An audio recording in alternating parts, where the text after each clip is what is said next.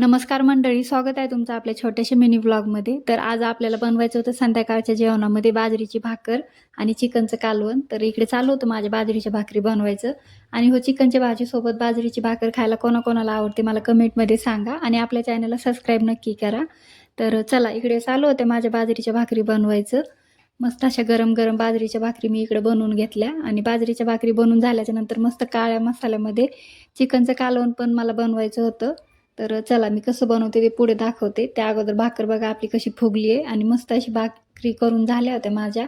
भाकरी करून झाल्याच्या नंतर इकडे कांदा फोडून घेतला, कांदा भाजायला ठेवला आणि इकडे चालू होतं मसाला भाजायचं. त्यासाठी मिरची, खोबरं, धने घातले आणि भाजलेला कांदा. मस्त असा मसाला भाजून झाल्याच्या नंतर चिकन इकडं आपलं आळणी शिजून रेडी झालंच होतं.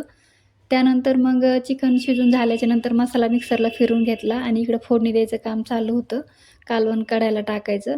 तर त्यासाठी कांदा लसूण मसाला, लाल तिखट आणि जो आपण मिक्सरला मसाला फिरून घेतला तो घातला आणि मस्त असं अर्धा मिनटं छान तेल सुटेपर्यंत भाजून घेतला. छान भाजून झाल्याच्या नंतर त्यामध्ये आळणी चिकन आपल्याला ॲड करायचं होतं.